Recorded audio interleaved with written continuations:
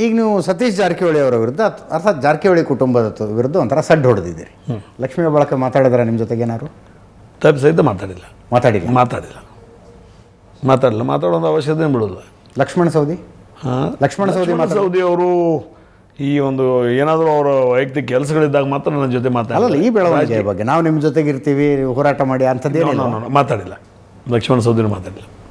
Okay, ಇದನ್ನು ಸ್ವಚ್ಛವಾಗಿ ನಿಮಗೆ ಒಂದು ಮಾತಿನಲ್ಲಿ ಹೇಳಬೇಕಾದ್ರೆ, ಜಿಲ್ಲೆಯ ಯಾವ ನಾಯಕರ ಅಥವಾ ಯಾವ ಹಿರಿಯರ ಸಹಕಾರ ಇಲ್ಲದೇ ನಾನು, ನನ್ನ ಹಿರಿಯ ಸುಪುತ್ರ ನಿಖಿಲ್ ಕತ್ತಿ ಮತ್ತು ನನ್ನ ಇಬ್ಬರು ಮಕ್ಕಳು ಮತ್ತು ನನ್ನ ಕ್ಷೇತ್ರದ ಜನತೆ ಶೆಡ್ ಹೊಡೆದಿದ್ದೀವಿ, ಗೆದ್ದಿದ್ದೀವಿ.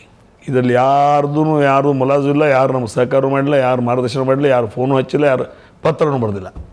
ಅಲ್ಲ, ಮತ್ತು ಮುಂದೊಂಥರ ರೀಅಲೈನ್ಮೆಂಟ್ ಅನ್ನೋದು ಆಗ್ಬೇಕಲ್ರಿ. ಈಗ ಸತೀಶ್ ಜಾರಕಿಹೊಳಿ ಅವರು ನಿಮ್ಮ ವಿರುದ್ಧ ಜೊಲ್ಲೆ ಅವ್ರನ್ನ ಜೊತೆ ಕರ್ಕೊಂಡ್ರು, ನೀವು AB ಪಾಟೀಲ್ರನ್ನ ಜೊತೆಗೆ ಸೇರಿಸ್ಕೊಂಡು ನಮ್ಮ ತಾಲೂಕಿನವ್ರನ್ನೂ ಜೊತೆ ಸೇರಿಸ್ಕೊಂಡು ಈ ನಮ್ಮ ತಾಲೂಕಿನ ವಿಷಯ ಬಂದಾಗ ನಮ್ಮ ತಾಲೂಕಿನವರು ನಮ್ಮ ತಾಲೂಕಿನಲ್ಲಿ ಒಂದಾಗಿ ನೀವು ನಾಳೆ ದಿವಸ ಅರಬಾವಿಗೆ ಹೋಗ್ತೀರಿ, ಗೋಕಾಕಕ್ಕೆ ಹೋಗ್ತೀರಿ, ಅದಕ್ಕೆ ಉಳಿದವ್ರ ಸಪೋರ್ಟ್ ಬೇಡ, ಉಳಿದವ್ರ ಬೆಂಬಲ ಬೇಡ.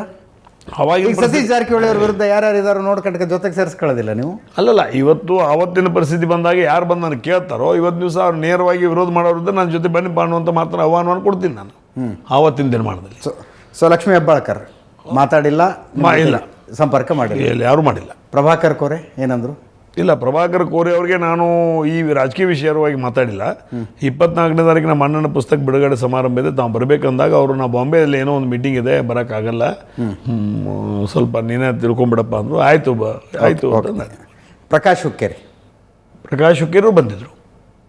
ಅಲ್ಲ, ಈ ಬೆಳವಣಿಗೆ ಬಗ್ಗೆ ಏನು ಇಲ್ಲ, ನಾಟ್. ಅದಕ್ಕೆ ನಿಮಗೆ ಹೇಳಿದ್ ನಾನು, ಈ ನಮ್ಮ ತಾಲೂಕಿನ ವಿಷಯದಲ್ಲಿ ನಮ್ಮ ಜಿಲ್ಲೆಯ ಅಥವಾ ಉತ್ತರ ಕರ್ನಾಟಕ ಅಥವಾ ರಾಜ್ಯದ ಯಾವುದೇ ನಾಯಕರು ನನಗೆ ಫೋನ್ ಮಾಡಿಲ್ಲ, ಮಾತಾಡಿಲ್ಲ, ಅದರದ್ದು ಅವಶ್ಯಕತೆ ನಮಗಿಲ್ಲ.